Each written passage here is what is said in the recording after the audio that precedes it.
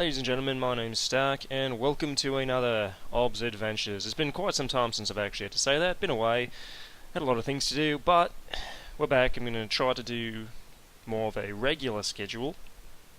Looks like our first game is going to be up against... I should probably introduce the map today, because it's been quite some time since I've actually done this. So, today's map is Cloud Kingdom, and we're going to have our first game here. Looks like it's going to be a toss versus toss between Barcode and Mikikyo. So we'll see how this goes up. When I was in the actual lobby for the game, trying to remember, I noticed that a lot of these players are actually from the same clans. Let's see if we... Now, don't want to show me the clan tag there, but a lot of them, I think there's only two of us.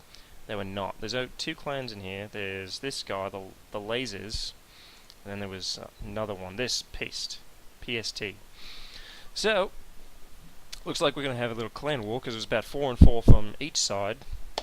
So, we'll see how this game turns out, but, as I said, it's been quite some time since I've actually been around to do something like this, so we're not exactly sure how it's going to go, but the entire point of OBS Adventures, if you haven't been watching, is instead of watching sort of premium content and what's going on with the pro tournaments, what I like to do, I like to see what the regular players that just kind of play for fun sort of are up to. Because you can sometimes see a lot of interesting play, even not watching like a pro game. I mean, pro games are great to watch, they're a lot of fun, and they also sort of set the trends, but what's interesting to me is to how those trends actually play out on the lower levels of play, I should say. So it looks like we're going to have all standard gateways from both players at this point in time, with the assimilator coming in from Mikikyo. Yeah, we'll call him Mikio. Or Mickey. The blue guy in the northeast corner. Let's pull up my UI, because I do like to see those. Just watch the production tab, because it gives me a little heads up, basically, so I don't have to go looking for things. So we've got our double pylons and our gateway coming down here. So it's going to be interesting to see what we get. They're actually both playing fairly similar. Mickey's going to be picking up his their second guess. I always try not to say him or her. It's just a thing that I have. Just because we all know that girls do play video games as well, and there's no point in denying it, because, well, if you deny it, it's kind of silly, because you're wrong. I know a lot of girls that play video games, and I actually know a lot of attractive ones that play video games too. So, you know, just saying it doesn't make it true, basically. Saying that girls don't play games doesn't make it true, because it's not. Like, well, they do play games. I've completely lost and gone off on a tangent here, and I completely forgot what I was trying to say, but it looks like we are going to... Oh, no, he came back. And we do have our Cybercode coming down with the warp gate on the way from Mr. Barcode, or Mrs. Barcode, I don't know. It's just easier, I guess, to label it. Yeah, it's just easier, I suppose. But we'll try not to do that, so... We've got a fairly even bets on both of them, actually. I didn't bet, but... because I completely forgot to, so we're going to get a robo facility down here. This could be interesting. Could go for some warp gate harassment. They both have the cybernetics cores on the way, or mothership cores. Cyber cores done. Jeez, it's been a long time since I've actually looked at this. Then we got a little probe getting killed by the Zealot here. This Zealot has struck the first blood of the game, and we do have a proxy pylon coming down here in the third expansion for Mickey. So neither players have expanded at this point. After the it's only been about 5 minutes, so it's decent time.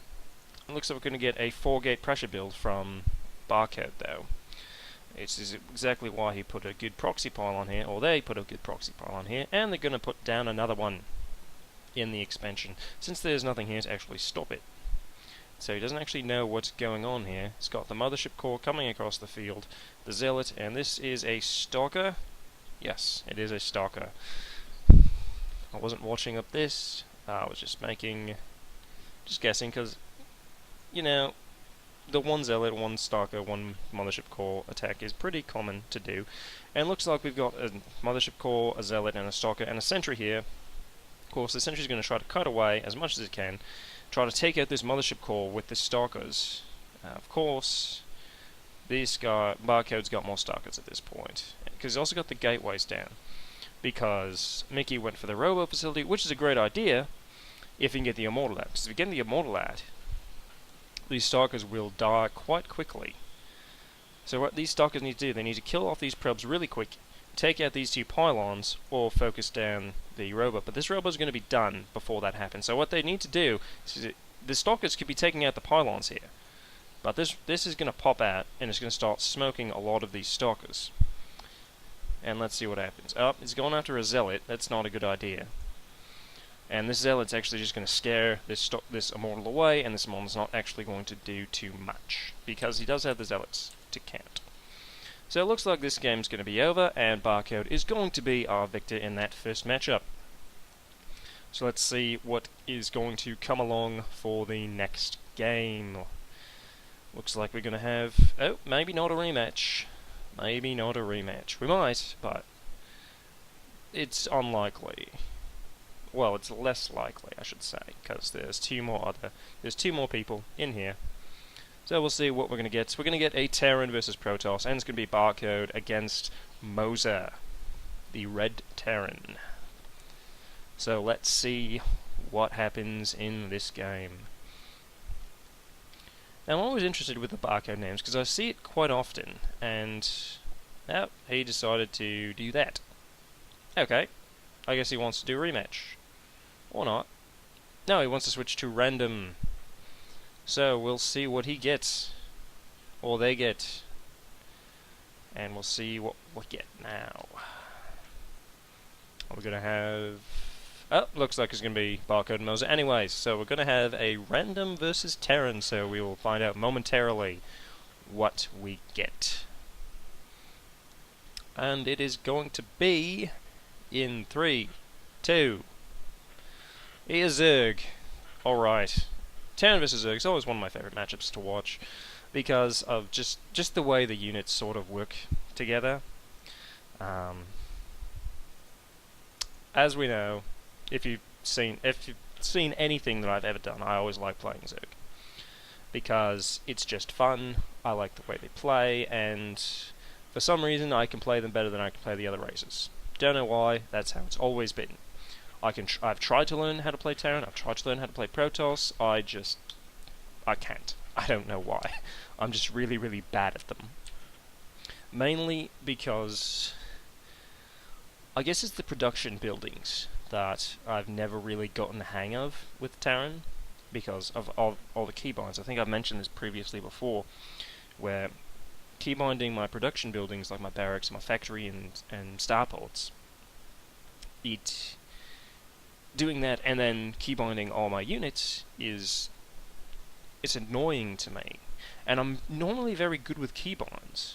I mean, I play a lot of MMOs, and I have a lot of different keybinds for certain things. I mean, back when I was playing WoW, I mean, I must have had probably at least 36 keybinds that I would use on a daily basis and in a raid basis. Basically, I mean, I had control and shift modifiers built into it. It was all kinds of stuff. So I don't know really why I can't get the hang of using the different keybinds in this. It looks like we're going to get a 6 pool. Those are never fun, but I guess he wants to win, or he doesn't like playing Zerg. But this wall is going to be up before these Zerglings are going to get across. So all he's really got to do... oh, raise that. Raise it. Raise that up. Raise that up. There you go. He gets it away because he sent out the probe. Or the SCV. That could have gone better. That could have gone worse, actually. So... those Zerglings are not going to be getting in anytime soon. This Marine's going to come out and start shooting them, and that puts Barcode quite far behind. Oh, he's going to drop a hatchery right here. I suppose that's the best place for it at this point, because, well, there's not much he can really do. Of course, it's going to take some time. He's microing the Zerglings away, so that's actually some... there's the one going down finally. He manages to save 5 out of 6, so that's not bad. That's actually kind of interesting. Kind of fun. But again, I'm not a big fan of 6 pools, just because, well, it's an all-in tactic, and I've never been a fan of all-in tactics, because it either works or it doesn't. So he is quite behind economically at this point. The supply is massively in Moses' favour, because he's got a lot more economy on the board. Let's take a look and see what that actually is, the difference. I mean, it's 17 to 9. That's the one thing about the Observer games. I can't actually look at a numerical value of the resources incoming and outgoing. So, these Marines are going to come down here and probably be able to take out these Zerglings, but this hatchery is going to spawn. Probably should have engaged those Zerglings. He probably could have killed them and then continued to work on the hatchery with the number of Marines he has. He does have enough Marines now to do it. So if he's going to go with these 6 Marines right now, he could go in and kill all of these Zerglings and kill the hatchery. And it looks like he's going to try it. Because right now, what he's really got to do, he's got to get rid of this before... Well, he's got to get rid of it, basically. And now this queen's going to pop, and it's just going to die, unless he cancels it, which would be a good idea at this point, because this hatchery is basically toast. See, if you're going to do this... well, for starters, this probably isn't a great idea to 6-pool into a hatch in their natural. Not a good idea to do. Interesting idea, just against a Terran, not so much. Actually, hell, against anybody. If you're going to 6-pool them, well, against Terran definitely, because if they get a wall up, you're entirely screwed. But if you 6-pool a Zerg, well, you know, it's somewhat harder for them to stop it if they don't see it coming. You can stop it as a Zerg. You have to stick down a spine crawler, but you have to know that that's what they're doing. If you don't, well, it can be problematic. So, but looks like we're going to have 2 new players, Brokes and Revive, another Zerg. So we're going to get a Zerg versus a Protoss in this particular game. And we'll see what happens. Hopefully there's no 6-pool, because... Well, I'm not a big fan. As I mentioned in the previous one, I'm not the biggest fan of 6-pooling and cheeses, and... Well, I've never really been a big fan of cheesy play anyways. I like games to go on and to be more of a test of skill. Well, not so much skill, but I like endurance. To be able to keep going as hard as you can for as long as you can. And you can make whatever joke you want with that as you like, to be honest. Because that's... Well, that's just me. But I like a game of Starcraft to last a decent amount of time. For me, a good game lasts about 25 to 35 minutes. A great game lasts about 45 to an hour. Because that's just completely going to be back and forth, all over the map, sort of non-stop action for the most part. If a game is 15 minutes or less, well, you know, it might have been okay. You might have done something really cool in it. You might have just countered your opponent a lot better. But I like games that are... that it really is back and forth kind of antics where...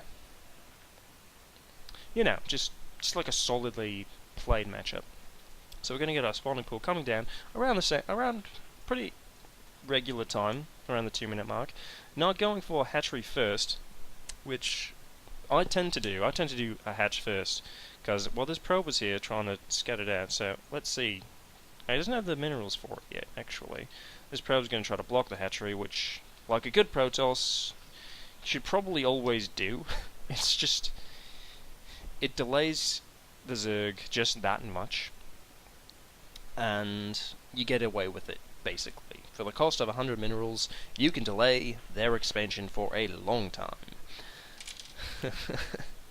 And then you can expand on the back of it. Oh, he cancelled that. Probably could have just let it build. I mean, it's... I suppose it's a good idea. I mean, it saves you money, especially if you just cancel it and to get the money to get the Nexus, but... It did delay the hatchery. Delayed it by maybe 10-15 seconds, but which, if you're doing a timing push or timing build, that's an eternity that you could delay something. But right now, he's got this all sort of packed up. Got his probe here, holding the Zelnaga tower, so we'll be able to see something coming his way. And we've got our drone that sort of didn't actually get up here. Didn't really get too much scouting information from him. So, looks like, what is he going to do? There's my Blizzard UI. Where's my production tab? There's my production tab. So he's got his queen on the way, the hatchery's coming down. More drones, you know, traditional early game stuff from Zerg players. Let's see, he could be getting into a meta boost, or he could be going for the layer tech. I'd be more surprised. I wouldn't be as surprised. I'd be actually. I don't really know what I'm bloody saying. I'd be very surprised if he didn't go for meta off the start. If he went to the layer tech right now. There it goes. There's the meta boost. Pretty standard play. Goes for the third hatchery down here because, well, ooh, he's going to pick off this pylon now. He's going to know it's here from this overlord because this wouldn't actually see it, the hatchery itself. So he knows that it's down there, so he decides to cancel the pylon and put it right up here. But these Zerglings are going to quickly scare it away, and they'll be able to take out this probe, preventing a proxy pylon for the time being. So, good map awareness from our Zerg player.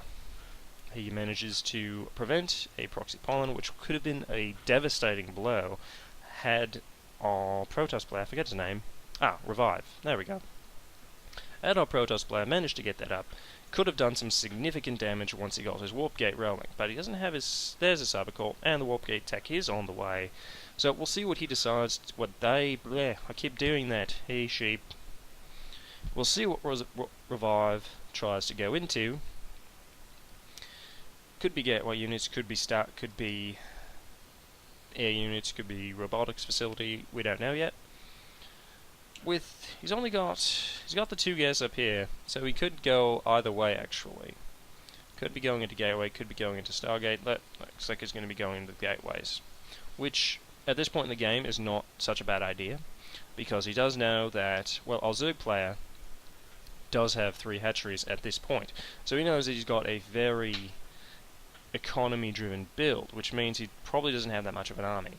So if he can outproduce him with gateway units and basically just swamp it, just swarm him in gateway units of zealots and stalkers, there's not a whole lot that our Zerg player can really do about that. I mean, he does have a couple of spine crawlers down there, and he's got his queens, but he doesn't have that much of an army. So once this warp gate is done, of course, these Zerglings are out on patrol. They are looking for that proxy pylon, because he feels that, okay, he tried to put one down here, so there must be one somewhere else. These Zerglings sort of stopped. Why did you stop, Zerglings? Go look for things. Come on, you haven't checked up here yet. And here comes this pylon, this probe down here. Of course, he knows that that probe's there if he was paying any attention. Well, he decides to engage the zealots, so that tells me that they probably missed the probe by going after the zealots. So we have this army coming out now with a stalker, a couple of zealots, and some sentries. So, by seeing this, they can then, well, dropping the roach one earlier on was a good idea, because roaches are surprisingly effective against zealots and sentries, and to a lesser extent stalkers. We've got the proxy pylon coming down right here, which is a bit of a hike to get reinforcements, but it's going to be out of the way, and definitely one of the last places you're going to look for proxy pylon, because if you're trying to defend this base, proxy pylon, you'd be expecting it nearby, but this is kind of out of the way. You'd probably be expecting it somewhere around here. So sticking it down here is going to keep it nice and out of the way, nice and safe, and he's going to get this, and we'll see what happens. He's got his 2 queens here, and this army is going to actually destroy this pretty hard. These spine crawlers were a little late, but he did manage to get some roaches out just before, behind the force fields actually. So that's the thing, Protoss force fields are really, really effective at killing Zerg stuff. like roaches and zerglings. I mean, the units themselves, roaches themselves as units, are pretty good if you can micro them, but those force fields are incredibly frustrating at times.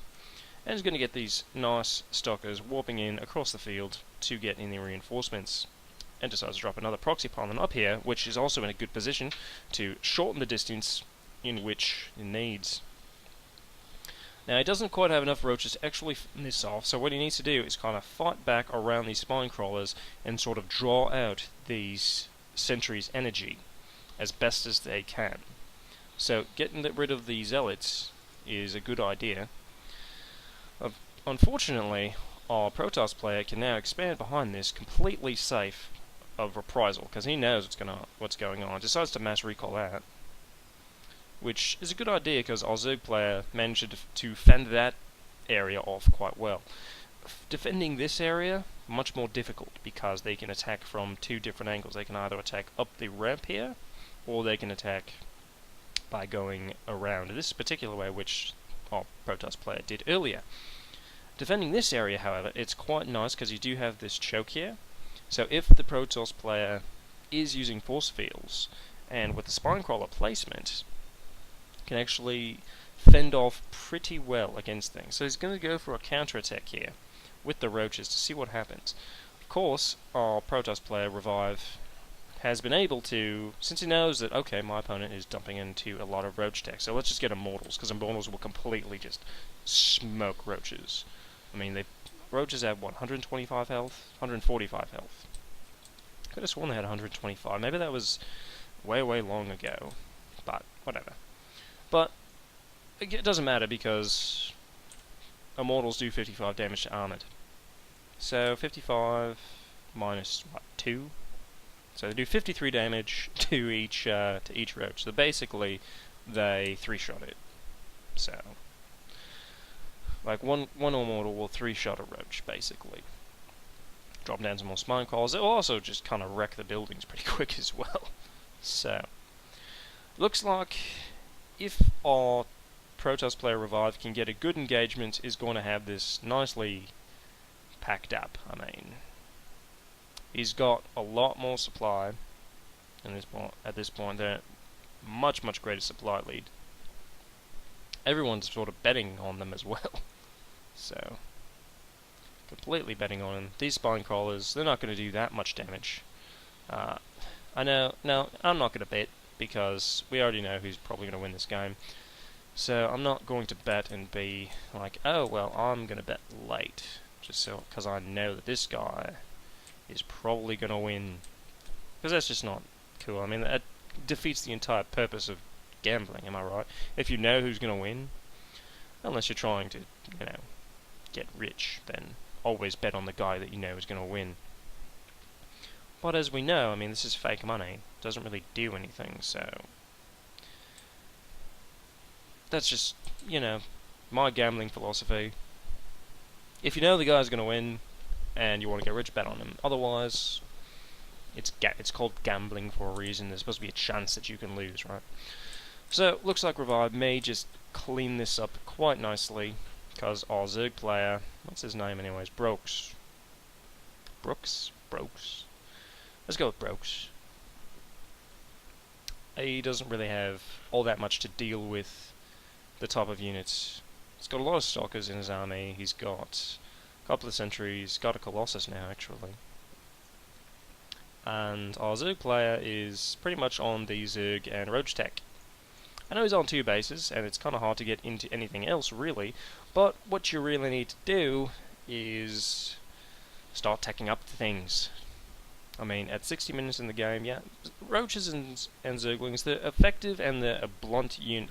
They're a very blunt unit to use, and you can smash it into a lot of stuff and it will kill it. However, you do need to tech up to other things. He's doing a lot of the armor and ground upgrades, so taking up to Ultralisks would have been a decent idea, because Ultralisks are remarkably effective against Stalkers if the Stalkers are mis-microed or microed very poorly. So these are going to run out here. Do these roaches even have speed? No, they don't have movement speed. See, that's a mistake that I sometimes do. But if you're going to make roaches, make sure you get the movement speed. Same thing with hydras, because it really helps them out a lot. So right now, there's no moles in this army, so these roaches can actually probably clean it up, since there's also no sentries here. Just completely caught these stalkers out of position, and they're going to get cleaned up nicely. But these 3 immortals will probably fix it and completely even the score. These roaches are basically trapped because of the sentry shields, and get some more. These roaches need to stop and start picking off that Colossus, which they might. This is why you get roach speed, because if you had roach speed, that Colossus would probably be dead, because you could chase it down. But that's why you get roach speed. Always get roach speed, and always creep spread. That's what you need to do as Zerg players. Always do these things. They are helpful. Creep spread is the greatest thing that you can do as Zerg, actually, because not only does it make all your stuff faster while it's on it, it provides line of sight. So you can see what's coming at you from a mile away. It is just a good idea to try to creep spread as much as you can, and to get your dedicated creeping queens, because these queens actually do have a lot of energy.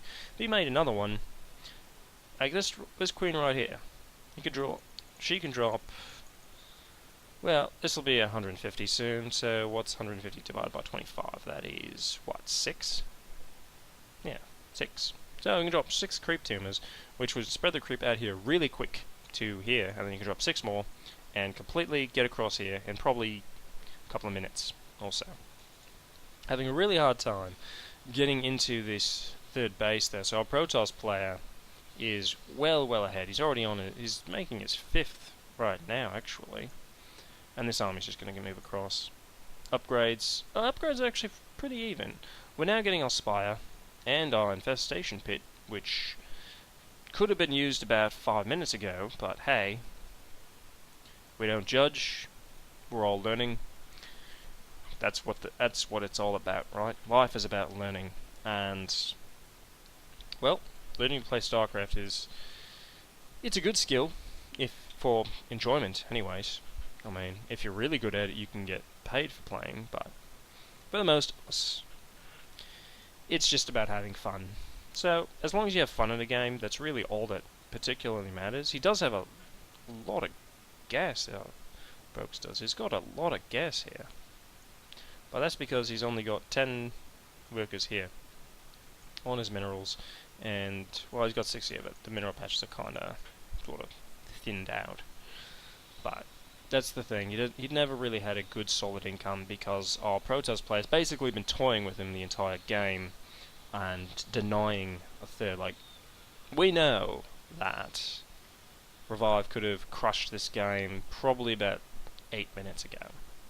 But hey, congratulations to him. It was a very solid game played by Revive. A couple of good things from a Protoss player, but you know, live and learn. So we all make mistakes. I make a lot of them, as you've probably seen in any of my other videos, where it's me playing. I'll make a ton of mistakes. Looks like we've got quite the roulette game going on this time. So, okay, we're gonna get Revive versus Reigning Chaos. It's going to be a Protoss versus Protoss. And just let me check what time it is, just so I know what I'm doing. Alright, it's not too bad. This will probably be the last one for the day, because, well, hey, I like to keep these videos at a decent amount of time, just because, well, we all have things to do, right? And we've already seen a lot of different things. Let's see, we haven't seen... Yeah, we did see Terran game. We got 6 pulled, if I remember. So we'll see what happens in this game. Mirror matches, they're always interesting to watch as well. Personally, I'm not the biggest fan of mirror matches, mainly because... well, I play Zerg, and ZVZ is just, sometimes it's fun, sometimes it's not. I made a video a little while back saying that, okay, well, now I think it's fun, then I canted it, and then so now I think it's bad, and it's like, it's all over the place, really. Sometimes I enjoy it, sometimes I don't. Most of the time, I'm kind of in between, so that's just my opinion on mirror matches. I don't like it. It's not that I don't really like mirror matches, I don't like playing them myself. I prefer to play against a Protoss or a Terran over another Zerg.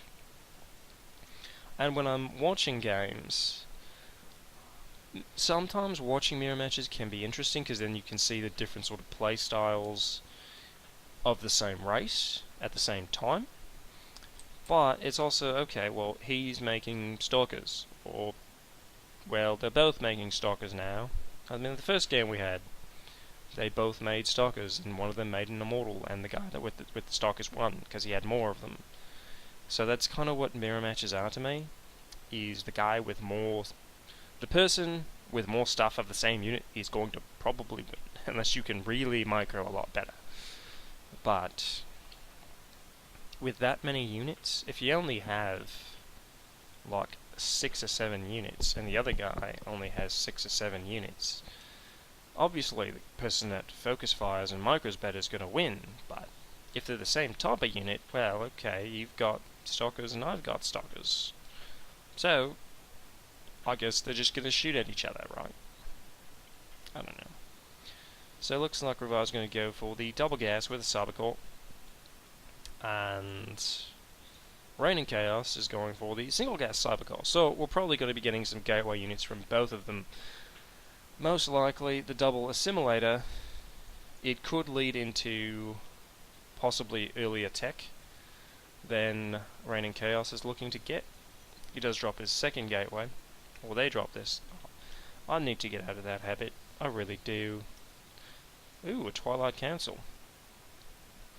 We could be getting some Dark Templar. That could be interesting, actually. I'd like to see some Dark Templar. I don't see them very often, and when you do see them, it's one of those units where it's either going to be completely useless because your opponent has optimal detection, or the Terran and can just scan the damn thing, or it's going to win you the game because they're like, oh crap, I have no detection whatsoever. Those are the two things that often happen with Dark Templar. Those are two things that I find that happen when I see Dark Templar in a game. That it is going to be Dark Templar. So this could be interesting, because right now Reigning Chaos has no source of detection whatsoever. It does not have a forge, does not have a robotics facility, so hasn't scouted, I might add. Neither of them actually have. So none of them really know what the other person is doing. At least, unless they're... Wait. You're from lasers, and you're from... PSD. Okay, so... As I said, there were 2 different clan tags in the lobby, but again, basically neither player really knows what the other's doing at this point.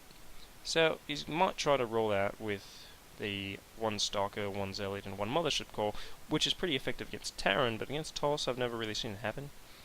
I mean, it could happen from time to time. It might be effective if your opponent is not really paying attention or doing anything. Of course, if you're going Dark Templar, it doesn't really matter, but now he's going to get a robotics facility, which is going to make these Dark Templar pretty worthless, actually. Starts to make an Observer first, which is probably a good idea, especially since he doesn't have any actual scouting information, doesn't know what he's doing. There's the Observer. So this Dark Templar is not going to be doing all that much, actually, because this Observer is going to be done long before these Dark Templar actually manage to get into the base. That's the risk of going for... Oh, that one just got in and got shot at right away. And these 2 Dark Templar, 3 Dark Templar.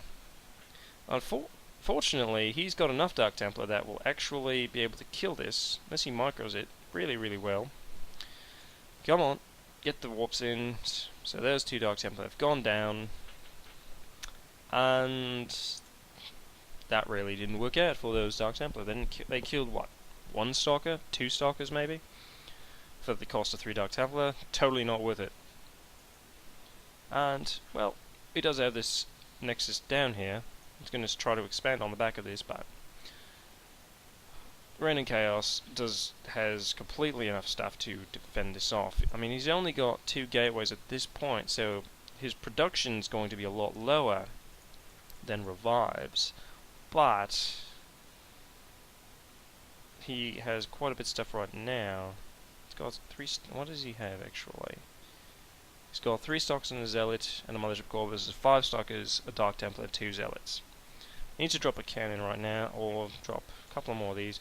Does the photon overcharge, which will completely scare this off for quite some time actually. Can you do it again? I might be able to do it again by the time this ends actually. Does this last for what, 20 seconds or a minute? Wait, I'm not too familiar. Oh, lasts for a minute. Lasts for a full bloody minute. So you'll definitely be able to actually do that again by the time this guy's ready to attack, which is quite useful because photon overcharge is pretty awesome actually, because it has just such a long range. That hadn't been a minute. But you can toss it up again. Come on. There's the photon overcharge. You have enough energy. Drop the photon overcharge. There you go. And this Nexus will start. Sort of poking at things. It might kill this stalker here. Ah, it managed to kill one stalker. It's going to kill another. Maybe. Yep, definitely going to kill another stalker. There's the second one down. But again, he doesn't quite have the gates to power this. To power this attack, really. His mothership core is getting quite good number of shots in. So needs to. Does he have enough to chrono boost those out? He is chrono boosting out. Oh no, that pylon is gone down. So it looks like Revive is actually going to pick up a win here. But we'll see what these probes can do, because he does have the support pylon in here to get reinforcements coming in. So we'll see what he's going to do. And there's the 2 more Dark Templar down there. So he is going to manage to clean up these stalkers though, but at what cost? He's lost a lot of probes. He does have this base down here that's mining nicely, and these Dark Templar can actually go in and just completely gut this line. Probably faster than Rainicus can react because, well, they did get a few kills. 4 and what's this one at? So they've killed 8 so far, and they're just going to kill the rest of them. So, oh, don't attack Dark Templar with probes. That's never a good idea. Never a good idea. So he's still technically in this game. The supplies are about even, but he does not have a whole lot of workers. 23 to 13. So he's quite far behind in the worker count. But he does have 2 Nexus, and he can chrono boost out of this one. Why are you not chrono boosting? You have almost 100 energy. If you do that, that will help you get your worker count back up, which you so desperately need. But he does have an army right now, and he's going to be able to fend off this attack for a little while longer, because these observers are basically completely earning their keep by negating these Dark Templar. And the photon overcharge on the Nexus is just so amazing for this kind of setup. When they're just coming at you with a few gateway units at a time, you can photon overcharge, and it greatly helps you out in fortifying and defending your positioning. So we're going to get a robotics facility from Revive down here as well. Probably figures, well, okay, you know what, Dark Templar, not really working at this point, so we need to get into something else. What probably would have helped a little more if he was to get, well, I mean, his army's kind of mixed at the moment, so he does have stalkers which can shoot at Void Rays, but Void Rays do bonus damage to armored, and they can do the prismatic alignment, which would completely obliterate stalkers. I mean, it's just how it works, really. Everyone's sort of betting on Revive, but I'm not going to bet right now, because, again, I don't like betting late in the game. If I'm going to bet right away. But this game is actually quite close at this point. Quite good game so far. Reigning Chaos has done a fantastic job of fending off the pressure that Revive has been putting on him. So we're going to get the Archons now, which will be helpful, because if you have some spare Dark Templar and you know that your opponent does have adequate detection to deal with it, make him into Archons, because they are going to serve a greater purpose for you that way, in their big bulky Archon form. Getting the Zealot legs as well, which will help those Zealots kind of get in position faster, and maybe get around any type of shields that might get dropped. But that's the other good thing that Archons could deal with. If Reigning Chaos decides to use the force fields, Archons can basically just barrel over them, because massive units do that, and well, Archons are massive, so it's helpful. Right now, I've come to a bit of a lull in the game, actually, so we'll see what happens later on, hopefully. Got a lot of Zealots, a couple of Immortals, and an Archon versus what? Fair number of Stalkers. Ugh. Got a big yawn in there. It's not even all that late either. It's only just after midnight when I'm doing this. Well, just after midnight now, anyways. I guess I started this about.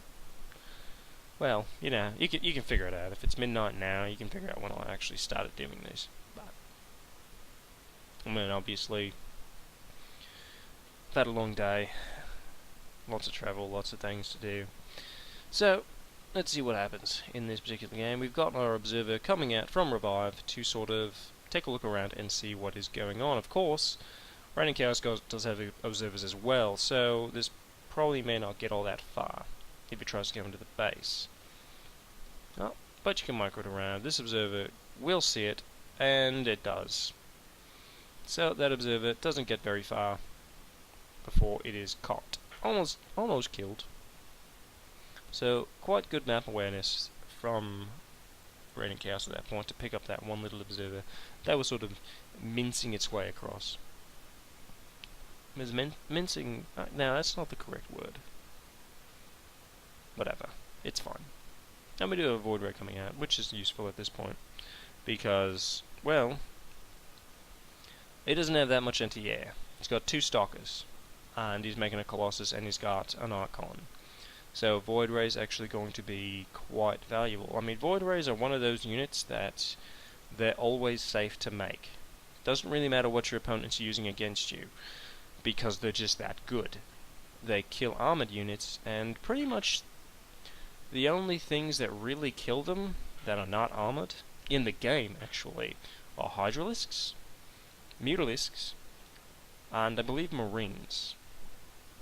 Those are, I believe, the 3 only primary. I mean, you can kill them with Infestors. It's kind of a pain in the ass because you have to fungal them, and then you have to shoot infested Marines at them, and it's just kind of annoying to do that kind of stuff. But Marines, Hydras, and Mutalisks are basically, if I recall, the 3 units in the game that are not armored that can kill a Void Ray. Everything else, Stalkers, Vikings, well, Phoenixes aren't armored, actually. Yeah, so Phoenixes aren't armored, so there's 4 units. Maybe 5. I guess you can storm them, but it's not all that effective, I suppose. Are Phoenixes armored? I don't think they are. No, they're light, aren't they? Yeah, they're light. Yeah. So, there's not a whole lot of things that can kill Void Rays that are not armored. I mean, well, Marines can, and Hydras can, and Mutas can, but Void Rays still kill a lot of stuff. And they will definitely kill what Revive has got right now, because they will kill those Stalkers quite quickly. They can kill that Colossus quite quickly, which will help him deal with that, or help them deal with the Colossus, because this Void Ray, singular Void Ray. No, not singular. There's 2. The pair of Void Rays, and he's got a couple of Phoenix as well, which will also help deal with these Colossus. I mean, Phoenixes aren't the greatest against Colossus because they don't have that great a range. They don't do bonus damage to them. They're not like Corruptors. Corruptors and Vikings just kind of destroy Colossus, and as the Colossus sort of just waddles away from those kind of things. But looks like this battle is finally going to happen. Nope, not quite. He just moved out to the front step. So we're going to get a battle here, and it's going to be awesome, hopefully. He's going to get a Robo Bay coming down here. They're getting a Robo Bay. Getting more Phoenix. Do they even know? Well, he does have... Well, they do have the Zelnaga Tower, so they know that this army's here. And they can see exactly what it is. So, is this battle going to happen? Sometime today. It's been... We've had what? 5-6 minutes of downtime at this point? kills the proxy pylon. It wasn't really doing anything at the moment. This battle is going to happen, hopefully.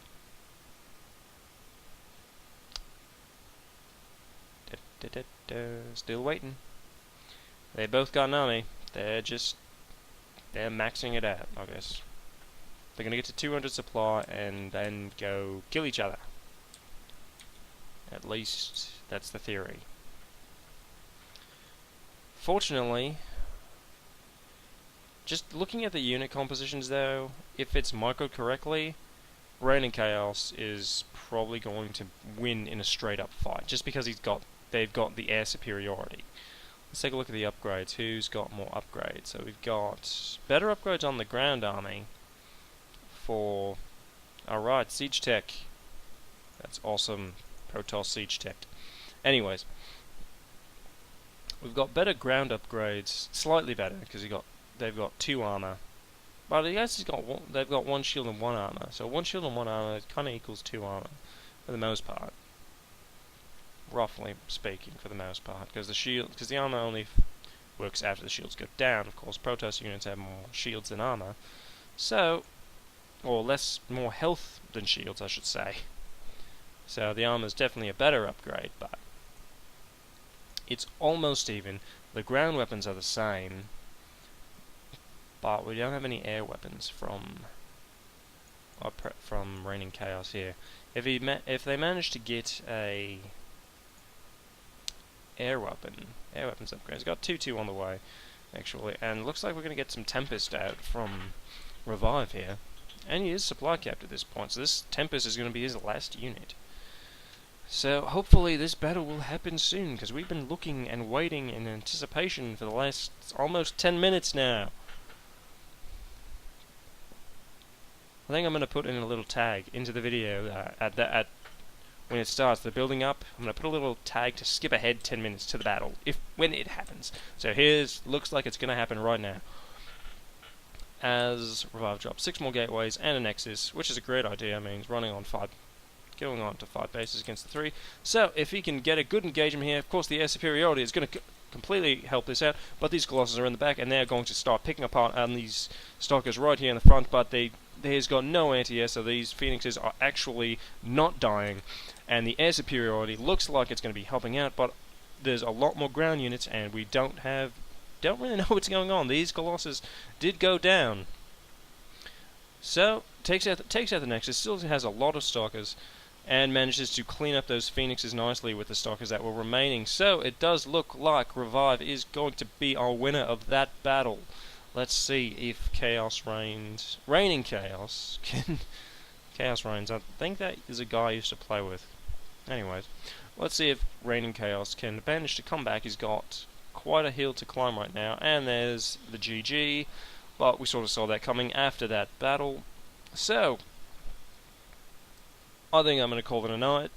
I hope you had a good time, and as always, good luck out there. My name is Stark, and I shall see you next time.